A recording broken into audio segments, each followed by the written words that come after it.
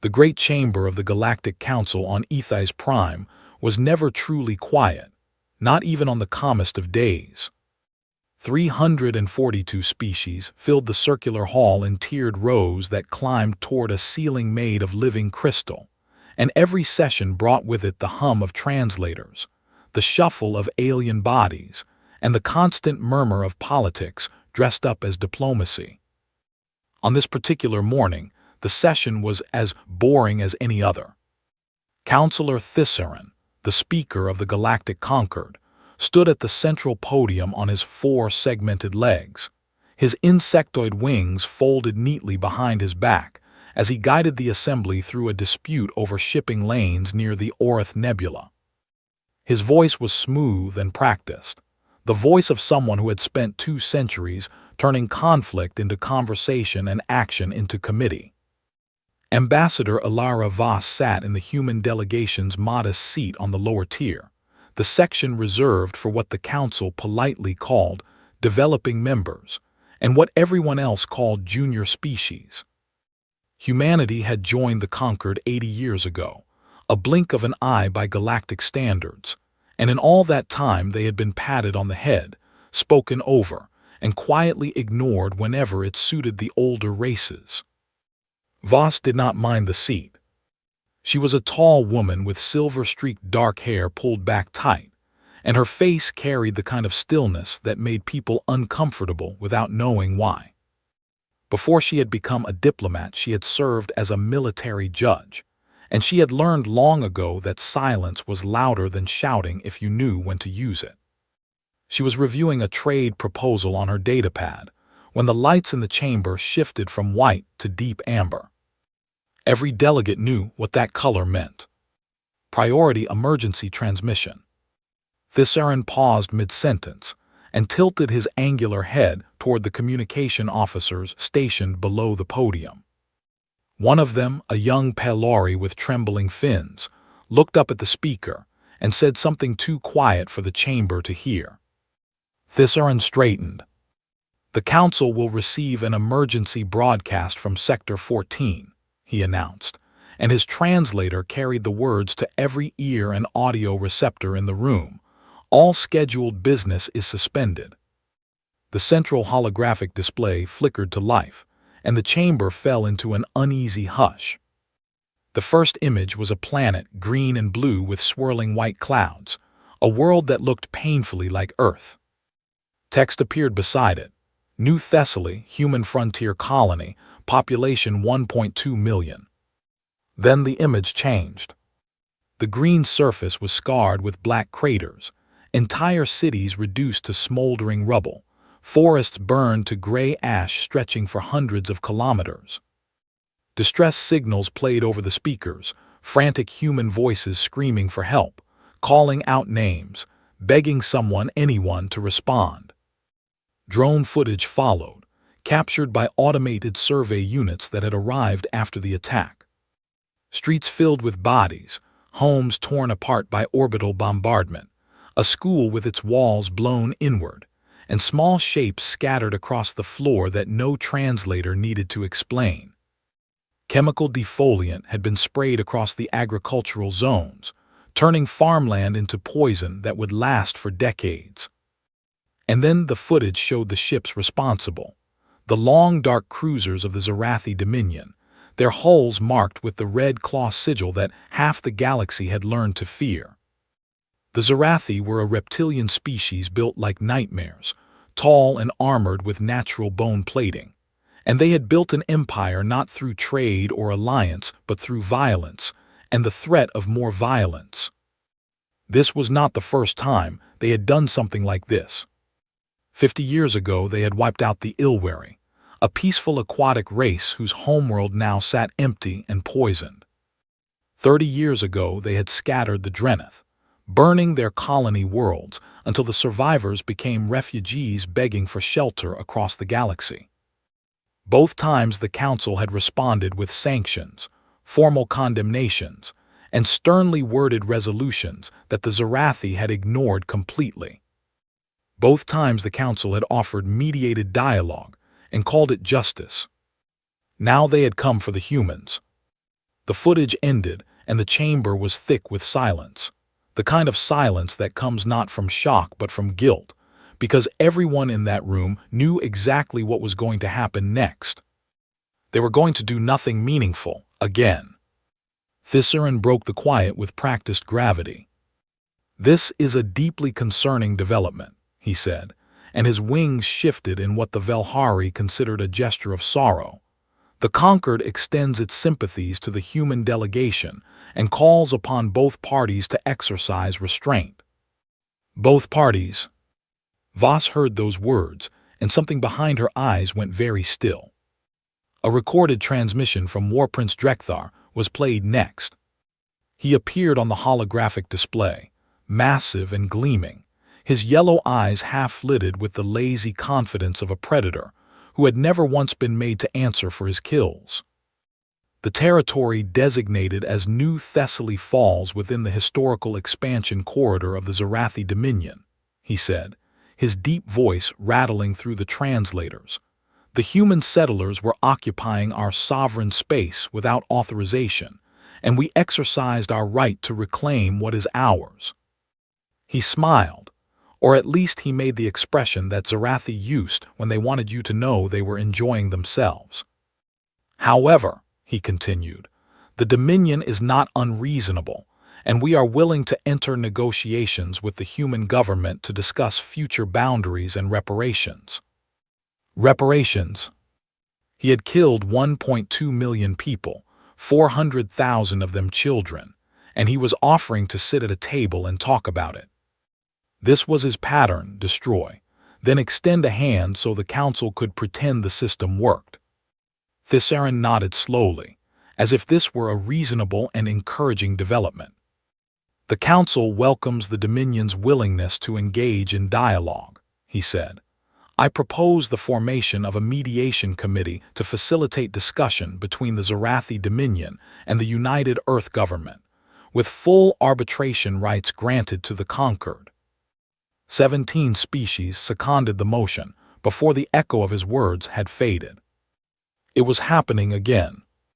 The same script, the same theater, the same slow burial of the dead under layers of procedure and politeness. In the human delegation section, Voss set down her datapad. She pressed her fingertips together and stared at the holographic image of Drekthar's smiling face for a long moment, and anyone watching her closely would have noticed that her hands were perfectly steady. That was the part that should have frightened them. She stood. The motion sensors tracked her rise, and her delegation's indicator light turned from passive blue to active green, signaling a request to address the chamber. Thisarin glanced down at her with the particular expression that older species reserved for humans: patient, slightly amused, the look of an adult watching a child raise their hand in a room full of grown-ups. "The Council recognizes Ambassador Voss of the United Earth Government," he said. Voss walked to the speaker's rail at the edge of her tier. She did not hurry. Every step was measured and deliberate, her boots clicking against the polished floor in a rhythm that somehow made the vast chamber feel smaller. She reached the rail and looked out across the assembled delegates. Hundreds of species, thousands of representatives, the greatest governing body in the known galaxy. She did not look angry. She did not look sad. She looked like someone who had already made a decision that the rest of the room had not yet understood. "Thank you, Councillor Thisarin," she said, and her voice was calm and clear, carrying through the chamber without effort. She paused, and in that pause the silence returned, heavier now, weighted with something that several of the older delegates would later describe as dread without knowing why they felt it. "The United Earth Government has authorized me to deliver the following formal statement to the Galactic Conquered," she said. She reached into her jacket and produced a single folded document, real paper, an almost extinct medium that humans still used for declarations they considered sacred. She unfolded it, and the chamber waited. Ilara Voss held the unfolded document in both hands and read it the way a soldier reads an oath, without passion, without hesitation, and with the absolute certainty of someone who means every single word. Directive 7 of the United Earth Government, also known as the Iron Doctrine, is hereby invoked and entered into the record of the Galactic Concord. She began.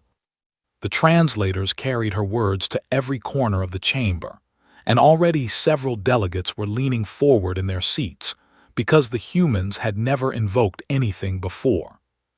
They had always nodded, agreed, cooperated, gone along with whatever the council decided. Not today. On the 14th day of the 9th Galactic Standard Month, Voss continued, forces belonging to the Zarathi Dominion conducted a deliberate and systematic extermination of the civilian population of New Thessaly, a lawfully established colony of the United Earth Government. She did not look up from the paper.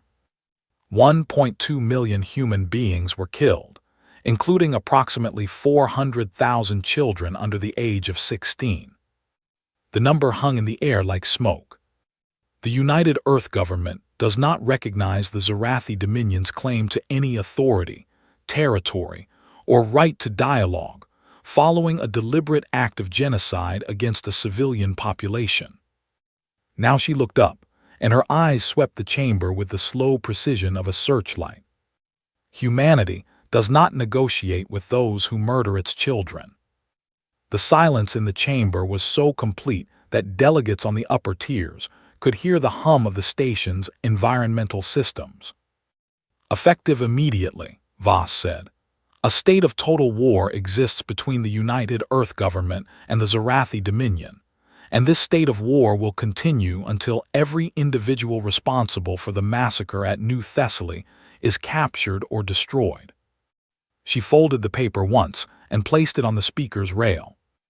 This is not a request for council arbitration, she said, and now her voice carried something new, not anger, not grief, but a cold and absolute finality that made the translators struggle to find equivalents in a dozen alien languages. This is a notification. The chamber erupted. Thissaron's wings flared wide, a Velhari expression of alarm that he had not shown in over a century of political life. Ambassador Voss, the Concord does not permit unilateral military action by member states, he said, his voice rising. You will withdraw this declaration immediately and submit to the arbitration framework as required by the founding charter. Voices overlapped from every tier species shouting objections, demanding explanations, calling for order. The Malthari delegation slammed their ceremonial staffs against the floor in protest. The Orvani ambassador covered her facial vents, a gesture of profound distress. Voss waited. She stood perfectly still at the rail while the chaos swirled around her, and she waited with the patience of a woman who had spent years sitting in courtrooms watching guilty people try to talk their way out of consequences. When the noise finally began to fade, she spoke again. I understand the council's concern, she said, and I want to address it directly. She took one step forward. 47 years ago, the Zarathi Dominion exterminated the Ilwari species, and the Council responded with a formal condemnation and trade sanctions that the Zarathi ignored within 6 months. Another step. 29 years ago, the Zarathi burned 11 Drenith colony worlds, killing over 30 million civilians, and the Council formed a mediation committee that produced a 200-page report recommending further dialogue. She stopped. The Ilwari are extinct, every last one of them gone from this galaxy forever, and the Drenith are scattered refugees living on borrowed land because no one in this chamber had the courage to do anything more than talk. She turned and looked directly at Thissaron. Your arbitration did not save the Ilwari, Counselor, and it did not save the Drenith, and we will not stand here and allow it to fail a third time while our dead are still warm. Thissaron stared at her, and for the first time in his long political life, he had nothing to say, because she was right and every delegate in the chamber knew it. The session dissolved into chaos, but the declaration stood. Humanity was going to war. Far from Ethai's prime, in a region of space that the galactic maps labeled as the human frontier territories, the dreadnought Unconquered hung in the darkness like a sleeping predator. She was not a beautiful ship by galactic standards. Human warships never were. But she was built with a philosophy that the other species had never quite understood. Where most galactic navies designed their vessels to intimidate, to project power through size and decoration, human ships were designed to do exactly one thing with maximum efficiency: kill. Captain Mateo Reyes stood on the bridge of the Unconquered with his hands clasped behind his back, reading the orders that had arrived 7 minutes ago on a priority channel, so encrypted that the ship's own AI had needed 40 seconds to decode it. He was a lean man in his early 40s with dark eyes and a jaw that looked like it had been carved from stone. And he read the orders twice, not because he did not understand them, but because he wanted to make sure he felt what he was supposed to feel before he acted. Total war. He had known this day would come. They all had. For decades, the United Earth government had watched the Zarathi Dominion do what it did. And for decades, the military planners and intelligence analysts and war college professors had asked the same quiet question: what do we do when they come for us? The answer was the Iron Doctrine, and every senior officer in the fleet knew its contents by heart. Reyes set down the orders and looked at the tactical display. The Third Fleet, 12 dreadnoughts, 40 cruisers, over 200 support vessels, and enough drone carriers to darken a sun, was already assembling at rally points across the frontier. This was not a rushed response or a panicked mobilization. This was a plan that had been rehearsed in secret for 20 years, a machine that had been built one piece at a time, waiting for the day someone gave it a reason to start. What the galaxy did not know, what no one outside of Earth's military command had ever been told, was how far ahead humanity actually was. The other species had always assumed that humans were technologically inferior, a young race still catching up to the galactic standard, and humans had never corrected that assumption. The truth was different. Human ships carried stealth systems that could fool every sensor array in known space. Their weapons used targeting algorithms linked to artificial intelligences that could process a battlefield faster than any living mind. Their drone swarms operated with a coordination that bordered on telepathy, thousands of units moving as one, adapting in real time to any threat. And their hyperspace drives, the drives that every galactic engineer said could not be improved beyond a certain threshold, had been quietly redesigned to bypass interdiction fields, the energy barriers that every species used to prevent enemies from jumping directly into their territory. The galaxy thought it knew what humans were capable of. The galaxy was wrong. Reyes turned to his first officer. "Signal the fleet," he said. "Execute Operation Burning Answer Phase 1. Across human space, ships that had been waiting in silence for years powered up their engines and began to move.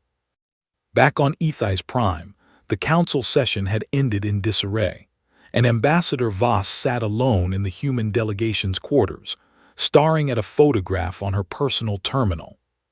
It showed New Thessaly as it had been 6 months ago: green hills, white buildings, children playing in a park near the colony's central lake.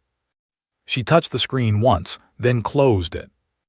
There was a knock at her door, and she opened it to find Ambassador Selkai of the Drenith Remnant standing in the corridor.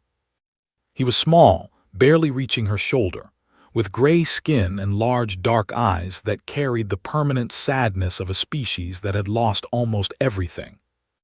"I watched your address," he said quietly. "I know," Voss replied. He looked at her for a long moment, and then he reached out and took her hand, a human gesture that he had learned during his years on the station. "Make them remember us," he whispered.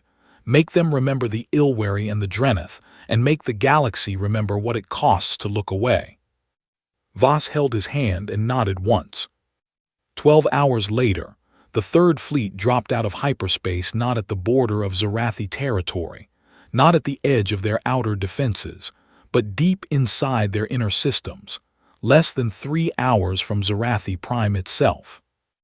Every sensor station, every patrol fleet, every early warning satellite in the Dominion had failed to detect even a single human ship.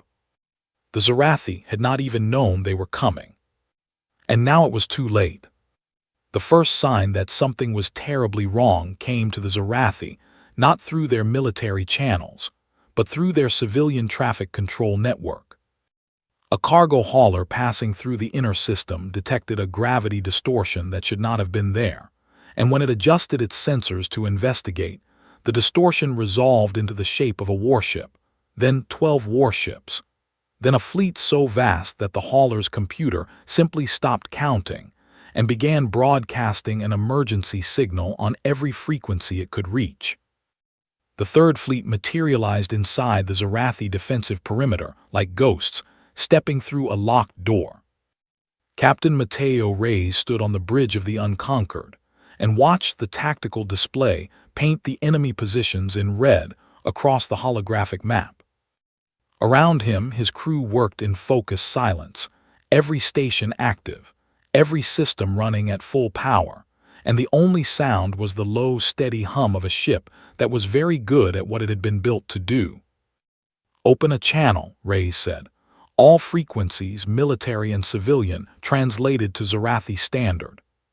His communications officer nodded, and a moment later the broadcast light turned green. Reyes spoke, and his voice carried across the entire Zarathi home system, reaching warships and space stations and ground installations and civilian receivers all at once. "This is Captain Mateo Reyes of the United Earth Government Third Fleet," he said. "We are not here for your territory, and we are not here for your resources, and we have no interest in your empire or your politics." He paused. "We are here for your killers." The words hung in the void between the stars. Every officer and every soldier who participated in the attack on the human colony of New Thessaly is to surrender themselves immediately to the nearest human vessel, and if this condition is met, no further blood will be spilled. He cut the transmission and waited. The response came 11 minutes later, broadcast from the orbital citadel of War Prince Drekthar himself. Drekthar appeared on the screen with his jaws open in what passed for laughter among the Zarathi, his massive body shaking with amusement as he stared into the camera. "Little humans," he said, "you come into my home with your little ships and make your little demands, and you think this frightens me." He leaned forward. "I have broken species older and stronger than you, and I will break you the same way. And when I am done, I will hang your captain's skull above my throne as a reminder to every race in this galaxy that the Zarathi do not answer to insects." The transmission ended. Reyes looked at his first officer, a woman named Commander Priya Anand, whose expression had not changed once during Drekthar's entire speech. "He said no," Reyes observed. "He said no," Anand confirmed. Reyes nodded. "All ships, execute battle plan Nightfall." The Battle of Zarathi Prime would later be studied at every war college in the galaxy for the next 300 years, not because of its scale, but because of how completely it shattered every assumption that the galactic community held about warfare. The Zarathi home fleet was enormous, over 500 capital ships supported by thousands of smaller vessels, a force that had crushed every enemy it had ever faced through sheer, overwhelming power. They fought the way they always fought, forming massive battle lines, firing devastating broadsides, and charging forward in a wall of armor and firepower that was meant to break an enemy's will as much as their ships. It was a strategy that had worked against the Ilwari, the Dreneth, and a dozen other species who had tried to resist. It did not work against the humans. The Third Fleet did not form a battle line. It scattered.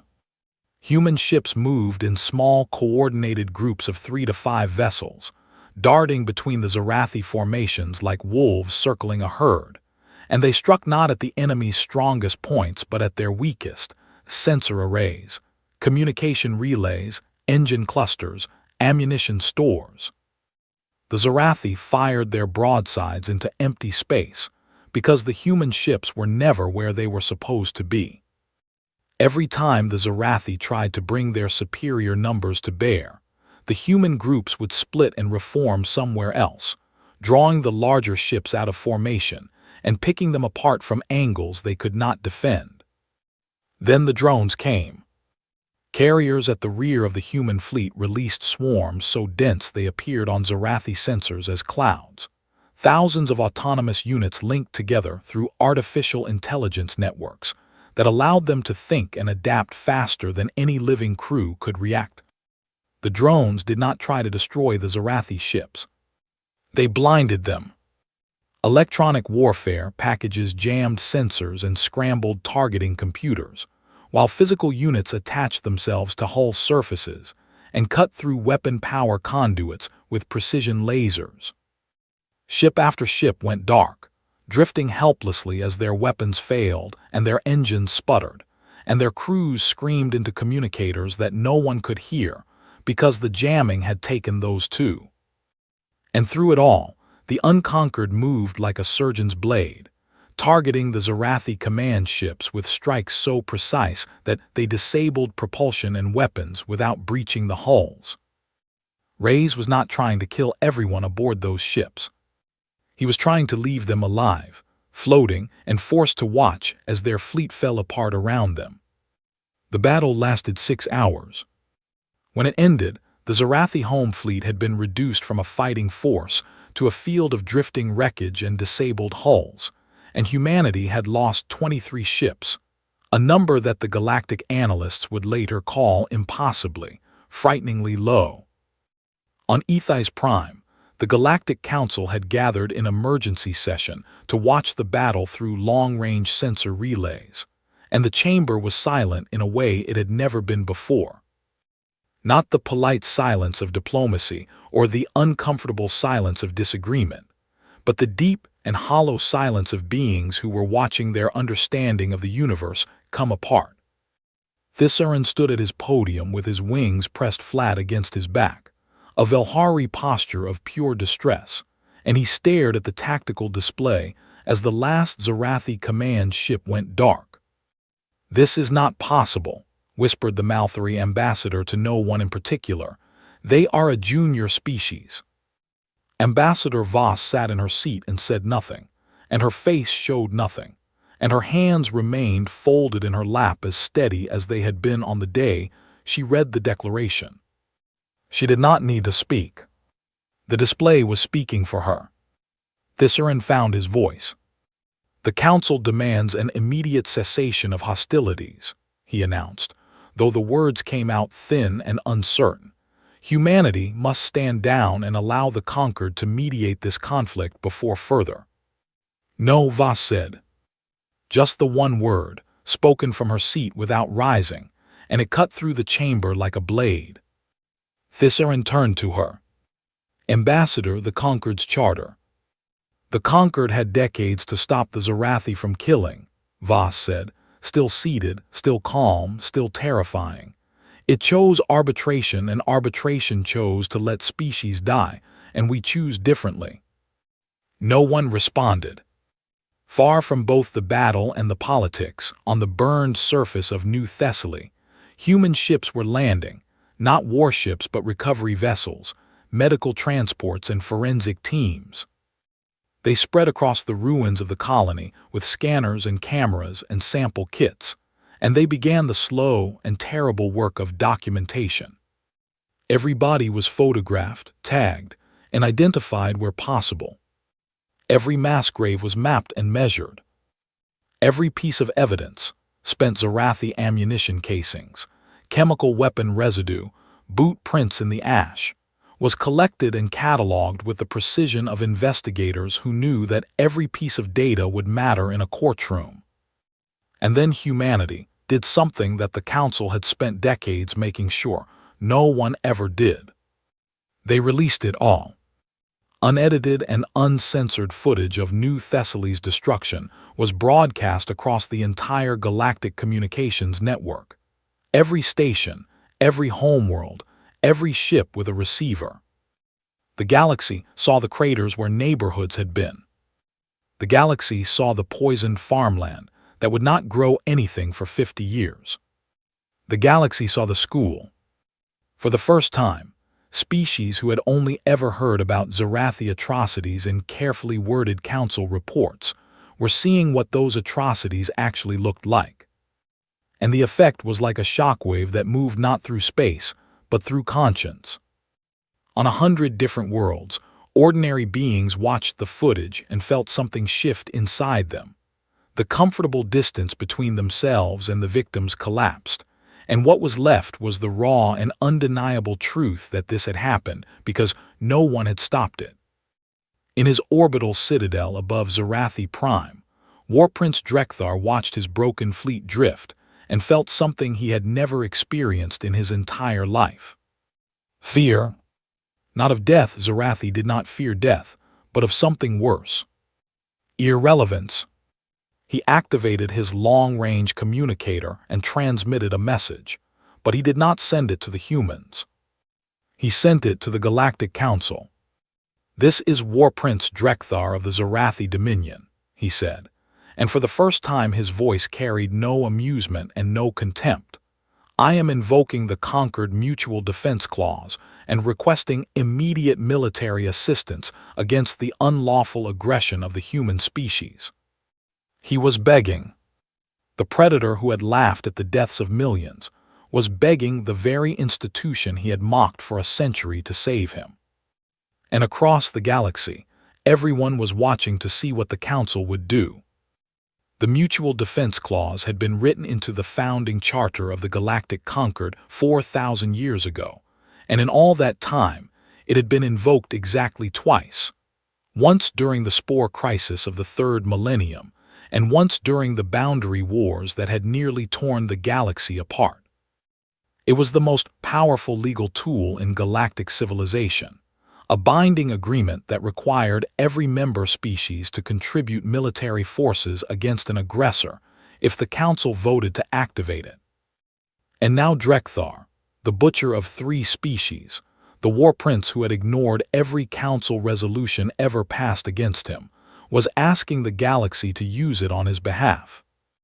The emergency session convened within the hour. Every seat in the great chamber was filled, and the observation galleries above were packed with aides, analysts, and journalists from 100 different worlds, all of them aware that what happened in this room in the next few hours would reshape the political landscape of the galaxy for generations.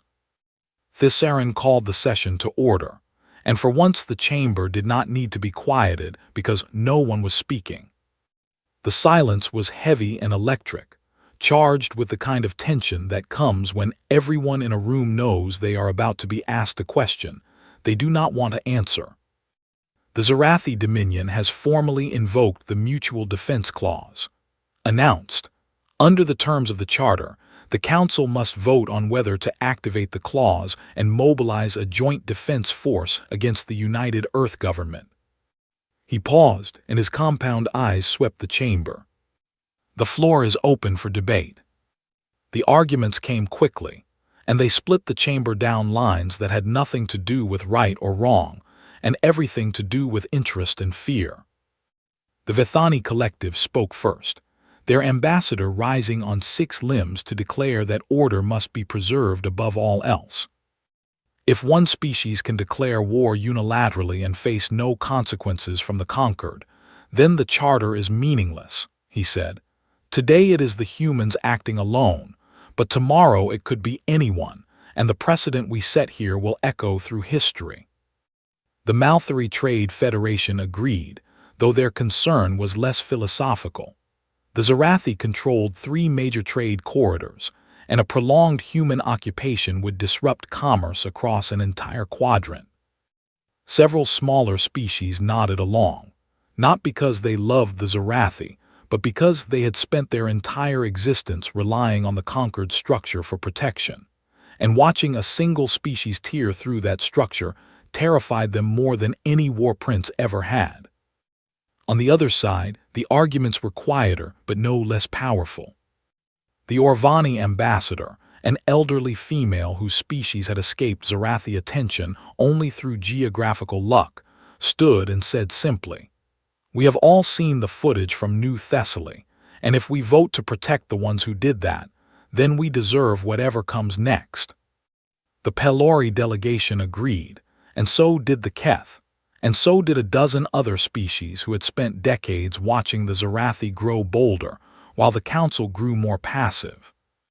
But the vote was too close to call, and everyone knew it. The chamber buzzed with whispered calculations and shifting alliances, and Thissaran watched from his podium with the expression of someone who could feel the ground moving beneath his feet.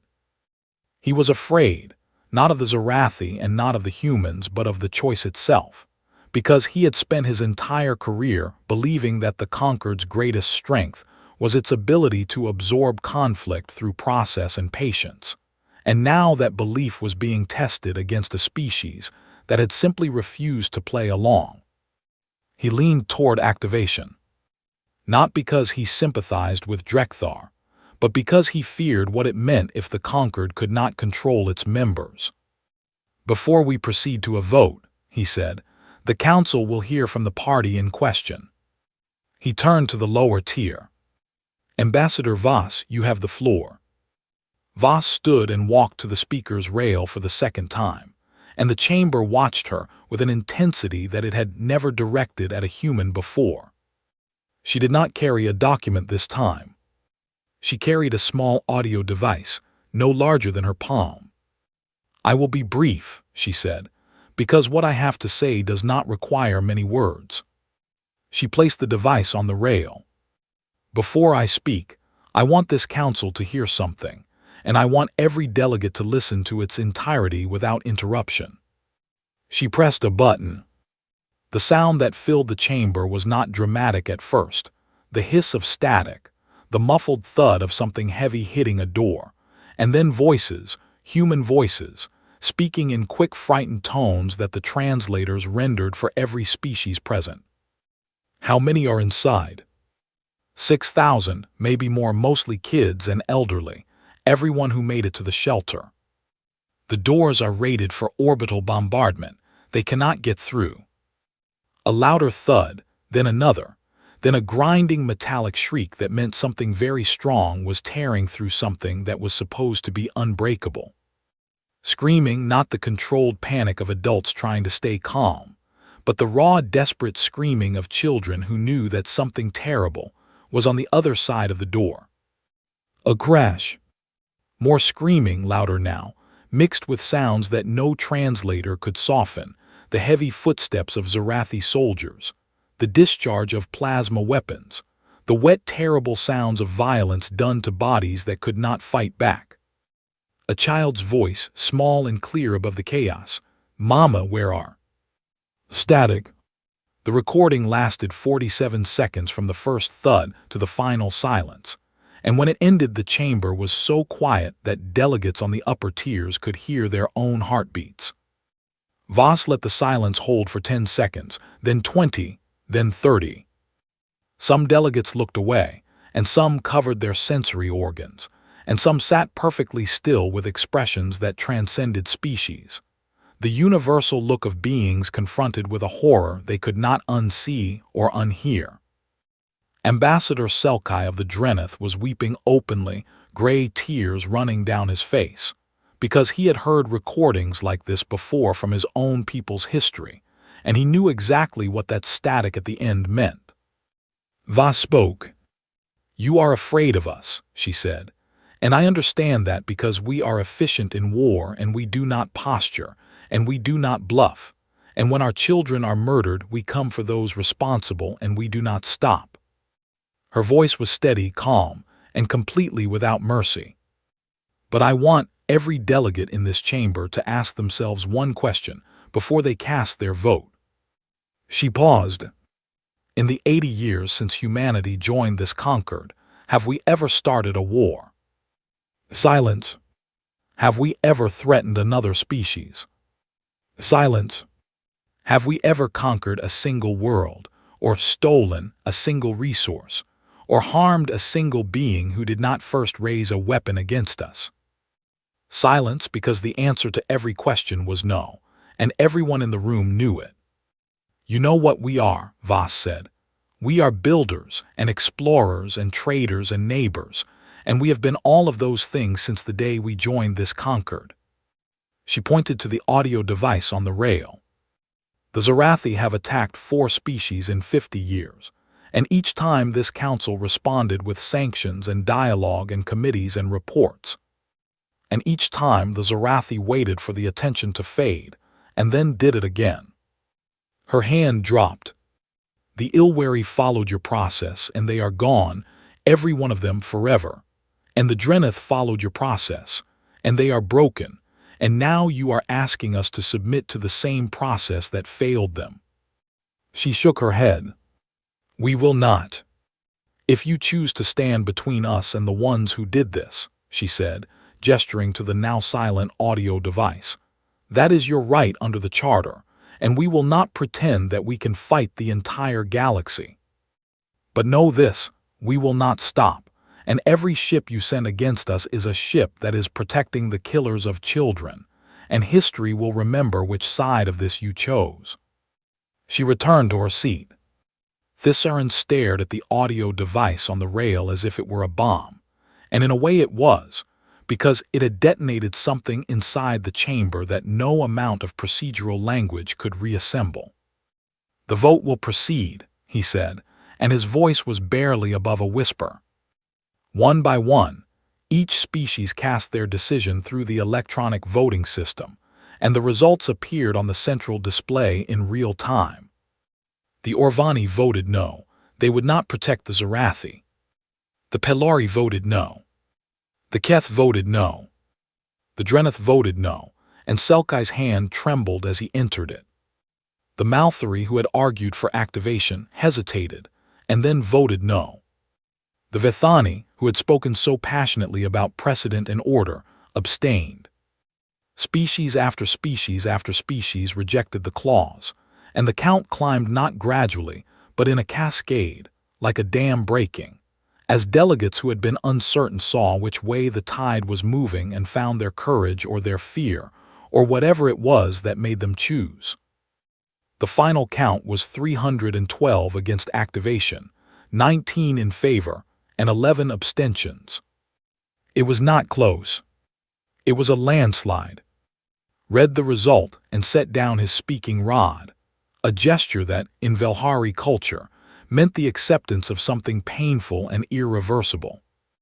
The motion fails, he said. The mutual defense clause will not be activated. Somewhere in the upper galleries, a Drenith aide began to applaud, a human gesture that the Drenith had adopted decades ago, and within moments the sound spread, not to the full chamber but to enough of it that the message was clear. Drekthar was alone. His transmission, still technically open on a diplomatic channel, dissolved into static as someone on the Zarathi end cut the connection. In the human delegation's quarters, Voss sat down and closed her eyes for just a moment, and for just a moment the mask cracked and something raw and exhausted showed through before she sealed it away again. Her communicator chimed. A message from Captain Reyes. Council vote received, proceeding to final phase. The Citadel is powering weapons. He is choosing to fight. Voss typed back 2 words, end it. Above Zarathi Prime, the Unconquered turned its bow toward the orbital Citadel, where War Prince Drekthar had sealed himself inside with his personal guard, and the Citadel's weapon batteries were glowing hot, charging for a last stand that everyone except Drekthar knew was already over. Reyes opened one final channel. War Prince Drekthar, you are charged with the genocide of 1.2 million civilians on New Thessaly, and you are ordered to surrender yourself and all officers involved in the attack, and this is your final opportunity to do so. The Citadel's weapons fired. Reyes closed the channel. All ships weapons free. The Citadel was a fortress built to survive the death of stars, a massive orbital structure armored with layers of plating that could withstand bombardment for days, and its weapon batteries threw walls of plasma fire into the void with enough force to crack a moon. Drekthar had built it as a monument to his own invincibility, and now he was using every system it had to prove that monument right. It lasted 14 minutes. The Third Fleet did not try to batter through the Citadel's defenses with brute force, because brute force was never how humans fought. Instead, drone swarms descended on the station in waves, identifying weapon emplacements and feeding their positions to the fleet's targeting network in real time. And one by one, the batteries went silent as precision strikes found the gaps in the armor where power conduits ran close to the surface. Electronic warfare ships jammed the Citadel's sensor grid so completely that the Zarathi gunners were firing blind within the first 3 minutes, pouring plasma into empty space, while the human fleet moved around them like water flowing around a stone. When the last weapon battery went dark, Captain Reyes gave the order that he had been waiting to give since the day he learned his sister had died on New Thessaly. Boarding teams go. The breaching pods launched from the fleet in coordinated salvos, punching through the Citadel's hull at 12 different points simultaneously, and human marines poured into the station's corridors with a speed and violence that the Zarathi defenders had never experienced. The Zarathi were physically larger, stronger, and covered in natural bone armor that could stop a knife blade, and in any other era of warfare that would have mattered. It did not matter here. The Marines moved in fire teams of 4, linked through neural communication implants that allowed them to share tactical awareness without speaking, and they cleared corridors with a systematic precision that turned every Zarathi advantage into a liability. The Zarathi fought in the open because their species had always relied on their size and their armor, but the humans fought from cover and used angles and crossfires that the defenders could not see until it was too late. Automated combat drones moved ahead of the Marine teams, drawing fire and mapping enemy positions, so that every engagement was over before the Zarathi understood it had begun. It was not a battle. It was a hunt. Drekthar's personal guard, 300 of the most elite warriors in the Dominion, made their stand in the throne room at the center of the Citadel, a massive chamber lined with the trophies of Drekthar's conquests, weapons taken from defeated species, banners from destroyed worlds, and in a glass case near the throne, a small carved figure that had once belonged to an ill-wary child. The guard fought with everything they had, and they fought well, because Zarathi warriors did not know how to do anything else, and the throne room became a killing ground where both sides bled. The Marines took casualties, 17 dead and 41 wounded in the final assault, and every one of those names would later be etched into a memorial wall on Earth beside the names of the New Thessaly dead. But the guard fell, one by one, then in groups, then all at once as the last defensive line collapsed, and the surviving Zarathi dropped their weapons and stood in silence among their fallen. And in the center of the room, standing before his throne with a ceremonial blade in his hand, was War Prince Drekthar. He was wounded, human rounds had found the gaps in his bone armor, and his blood, dark and thick, pooled on the floor beneath him.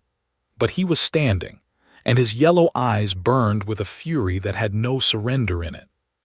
He looked at the Marines who surrounded him and raised his blade.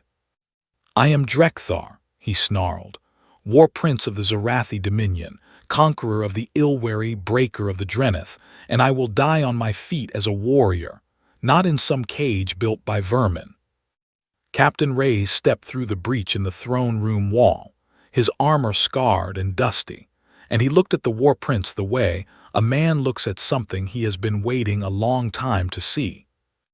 "No," Reyes said. He gestured, and 2 Marines fired stun rounds that hit Drekthar in the neck and chest, and the War Prince's legs buckled and he crashed to the floor, still conscious but unable to move, his blade clattering away across the stone. Ray stood over him. "You do not get to die a warrior," he said quietly. "You killed 400,000 children on New Thessaly, and you will answer for every single one of them in a courtroom in front of the entire galaxy, and you will hear their names read aloud one by one until there are no more names to read." He turned to his Marines. "Secure the prisoner and prep for extraction. We are done here." The aftermath unfolded over weeks, and it changed the galaxy in ways that no one fully understood until much later. The Zarathi Dominion collapsed, not because humanity destroyed it, but because humanity removed the man who had held it together through fear. Without Drekthar and his inner circle, the Dominion fractured into a dozen competing factions. Regional warlords who turned on each other almost immediately in a scramble for power that consumed whatever military strength the Zarathi had left. Humanity did not occupy a single kilometer of Zarathi space. The Third Fleet withdrew completely once the prisoners had been secured, pulling back behind human borders as if the most devastating military campaign in modern galactic history had been nothing more than an errand. This was perhaps the detail that frightened the galaxy most of all, not the power humanity had shown, but the restraint. They had proven they could destroy the Zarathi Dominion entirely, wipe them from the stars the way the Zarathi had wiped the Ilwari, and they had chosen not to. They had taken only what they came for, the ones responsible. Drekthar and 147 Zarathi officers were transported to Earth, to a courthouse in The Hague that had been built centuries ago to try war criminals from humanity's own bloody history. The trial was broadcast on every galactic channel in real time, and it was nothing like what the galaxy expected. There was no spectacle, no theater, no vengeful rhetoric from the prosecution. The trial was methodical, meticulous, and devastatingly thorough. Evidence was presented piece by piece: sensor logs from the attack, communication records showing Drekthar personally ordering the bombardment of civilian zones, chemical analysis of the defoliants used on the farms, DNA identification of the dead matched to population records, and the testimony of the 17 survivors who had been pulled from the ruins. The Zarathi officers were given legal representation, human lawyers, because no Zarathi attorney had the training or the standing to operate in the court, and those lawyers fought for their clients with genuine dedication, because that was how the system worked, and humanity wanted the galaxy to see that it worked even when the defendants were monsters. When it was Drekthar's turn to face the evidence, the prosecution played the recording, the same 47 seconds that Ambassador Voss had played for the council, and then they read the names. Every name. 400,000 children, read aloud one after another in a process that took 11 continuous days and required rotating teams of readers, because no single human could do it without breaking. Drekthar sat in his restraints and listened, and somewhere around the third day his expression changed, not to remorse. Perhaps he was not capable of that, but to something that looked like the understanding that this would be his legacy, not conquest, not power, but this room and these names and the galaxy watching him hear them. The verdicts came down, guilty on all counts, every officer, every charge. The sentences ranged from life imprisonment to permanent exile, and Drekthar himself received the maximum, solitary confinement for the remainder of his natural life, in a facility designed to ensure that remainder would be very, very long. Back on Ethais Prime, the council had watched the entire trial in something approaching awe, because no species in the history of the conquered had ever responded to genocide by capturing the perpetrators and giving them a fair trial. The expected response was annihilation. That was what empires did. That was what the Zarathi themselves would have done. And instead the humans had built a cage out of law and evidence and put the monster inside it where the whole galaxy could see. Counselor sat in his quarters after the verdict and stared at nothing for a long time. His aide, a young Velhari who had served him for 20 years, finally spoke. "Counselor, the session tomorrow." "We failed," Thisaran said quietly, and his wings hung limp against his back in a posture of absolute defeat. "For decades we chose comfort over justice and called it diplomacy, and species died because we did not have the courage to act, and then the humans came along and simply refused to make the same choice." He turned to his aide. "And the worst part is that they were right." On the same day, Ambassador Selkai of the Drenith Remnant formally requested that evidence of Zarathi atrocities against his people be included in the trial record. Voss agreed within the hour, and for the first time in 30 years the Drenith dead were named and counted, not in a council report that no one read, but in a courtroom that the entire galaxy was watching. Selkai attended the session in person, sitting in the gallery with his hands folded and his dark eyes fixed on the screen as name after name appeared. Drenith names, Ilwari names, human names, all of them together, all of them finally counted. 2 weeks after the trial concluded, a Galactic Standard broadcast was transmitted from Earth on a priority channel that reached every receiver in known space. Every station, every homeworld, every ship, every outpost. It was classified as a formal notice from the United Earth government, and it read, "Let it be known to all species, governments, and entities within the Galactic Concord. Humanity does not seek war, and humanity does not seek empire, and humanity extends its hand in friendship and cooperation to all who approach in good faith. But humanity does not negotiate with those who murder the innocent, and humanity does not forget, and humanity does not stop. This is not a threat, it is a promise. Govern yourselves accordingly." On Ethais Prime, in the Great Chamber of the Galactic Council, 342 delegations sat in their seats as the alert chimed on every console simultaneously. The crystal ceiling caught the light and scattered it across the room in patterns that shifted like living things, and the hum of the translators was the only sound as every delegate read the message in their own language. Read it twice. The Orvani ambassador read it and nodded once. The Malthari read it and sat very still. Ambassador Selkai read it through tears and held the small carved figure that the human marines had recovered from Drekthar's trophy case and returned to him. An Ilwari child's toy, the last physical artifact of an extinct species, now held in the hands of someone who understood what it meant. Ambassador Voss sat in humanity's seat on the lower tier, the section for junior species, and she did not look up because she did not need to see the room to know what was happening in it. The message glowed on every screen. The chamber was full, 342 species, thousands of representatives, the greatest governing body in the known galaxy. And not one of them said a single word.